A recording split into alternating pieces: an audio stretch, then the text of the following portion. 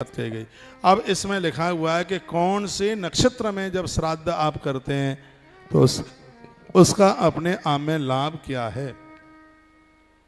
संतान की प्राप्ति के लिए रोहिणी नक्षत्र में श्राद्ध किया जाए तो बांझ नारी का बांझपन खत्म हो जाता है। स्पष्ट इसमें वर्णन है। 3 नंबर का श्लोक है और अध्याय नंबर है 20 वायु पुराण का।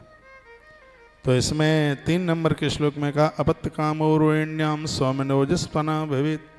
रोहिणी नक्षत्र में यदि श्राद्ध किया जावे तो घर में संतान की वृद्धि होती है। जिस नारी को संतान नहीं है उसे संतान मिलती है। मृगशिरा में श्राद्ध किया जाए तो कहते हैं कि तेजस्वी संतान की प्राप्ति होती है। आद्रा नक्षत्र में श्राद्ध करने से, आद्रा नक्षत्र में भी श्राद्ध करने से घर के लोगों का स्वभाव दयालुता का बनता है।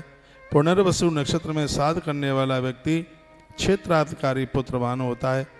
तो एक नक्षत्र, मघा नक्षत्र में श्राद्ध करने वाला व्यक्ति अपनी जाति बिरादरी समाज में और मृत्यु लोक में वो श्रेष्ठ होता है।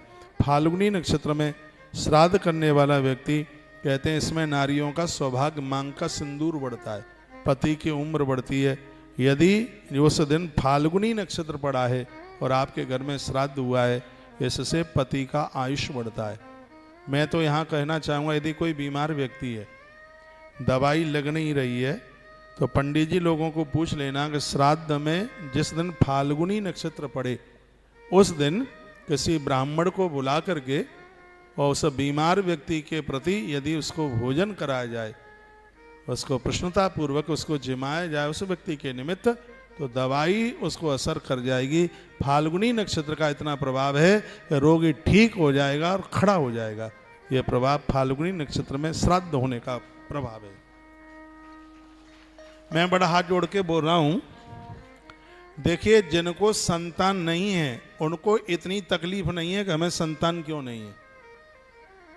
वो जी लेंगे, औलाद नहीं है, लेकिन जी तो तब लें जब ये परिवार के लोग जी लेने दें, तब अड़ोसी पड़ोसी रिश्तेदार जी लेने दें तब। जिस नारी को औलाद नहीं है, संतान नहीं है, वो बड़ा अपमान झेलती है। लोग कहते हैं तेरा क्या मुंह देखने का धर्म है, तो निपुत्री है, तेरे औलाद नहीं है। लेकिन भागवत में लिखा है कि जिसको संतान नहीं है वो निपुत्री नहीं, जिनकी औलाद जुआरी और शराबी बन गई है, लुच्चा खोरी बन गई है, सबसे बड़े निपुत्री तो वो हैं। गौकर्ण के उपाख्यान में भागवत में, धुंधकारी और गौकर्ण के प्रसंग में, जिनको संतान नहीं है वो निपुत्री नहीं है। निपुत्री वो हैं जिनकी औलाद दुष्कर्मी निकल गई है, चरित्रहीन निकल गई है, व्यभिचारी निकल गई है। उन माता पिता को निपुत्री कहा गया है। यहाँ ग्रंथ ये कह रहा है कि जिस नारी को औलाद नहीं है, संतान नहीं है, तो श्राद्धों में रोहिणी नक्षत्र पड़ जाए, पंडित जनों से गुरुजनों से दिखवा लेना पंचांग, वो बता देंगे कि रोहिणी नक्षत्र कब पड़ रहा है। और जिस दिन रोहिणी नक्षत्र पड़ जाए और उस दिन ब्राह्मण को बुलाइए और उसको जिमाइए, श्राद्ध कीजिए, उसे दक्षिणा दीजिए। ब्राह्मण ब्राह्मणी दोनों जोड़े से मिल जाएं, दोनों को बुला लीजिएगा और श्राद्ध की रोहिणी जो पड़ी है रात्रि में कीर्तन कीजिए, भगवान गोविंद को वंदन प्रणाम कीजिए, तो घर में अद्भुत संतान का जन्म होगा। ऐसा ग्रंथ बोलता है। बोलो बांके बिहारी लाल की, हनुमान जी महाराज की जय जय श्री राधे श्याम। एक नक्षत्र की बात बड़े विस्तार पूर्वक कही गई है। पुक नक्षत्र में श्राद्ध करने वाला व्यक्ति, पुक नक्षत्र बड़े, मैं कहूँगा जिनके बच्चे भटक गए, रास्ते से बहुत दूर चले गए हैं, पुक नक्षत्र में पड़ने वाले श्राद्ध को कीजिए। अश्लेषा में पितरों की अर्चना करने वाला व्यक्ति वीर पुत्र को प्राप्त होता है, उसका पुत्र वीर होता है, योद्धा होता है। मघा नक्षत्र की बात हमने आपको बताई थी। जो व्यक्ति उत्तरा नक्षत्र में श्राद्ध करता है उसकी संतान समाज का कल्याण करने वाली होती है। फिर लगा हस्त नक्षत्र में पितरों की पूजा करने वाला व्यक्ति सज्जनों में प्रमुख होता है, साधु स्वभाव वाला होता है।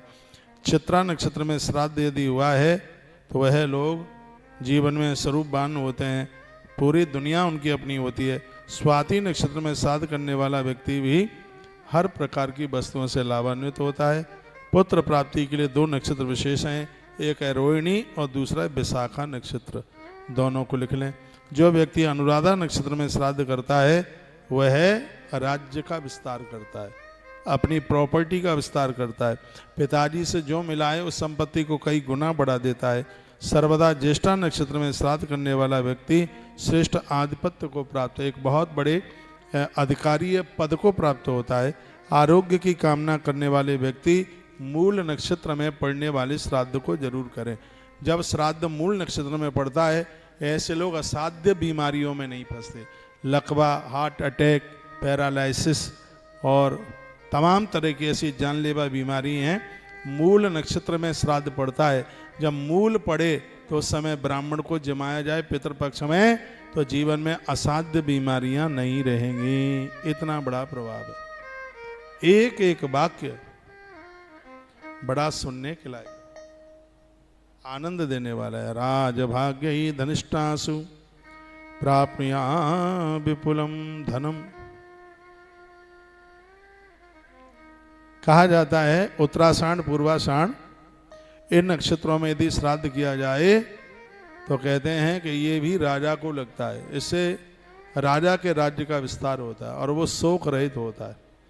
कहते हैं कि श्रवण नक्षत्र में श्राद्ध करने पर व्यक्ति सभी लोकों में अत्युत्तम गति को प्राप्त। देखो श्रवण नक्षत्र में श्राद्ध पड़े, आप सुन नहीं रहे हैं, श्रवण नक्षत्र में श्राद्ध ब्राह्मण को जिमाया जाए तो व्यक्ति की मृत्यु पर उसे इतना भी कष्ट नहीं होगा जितना पाँव में कांटा लगे।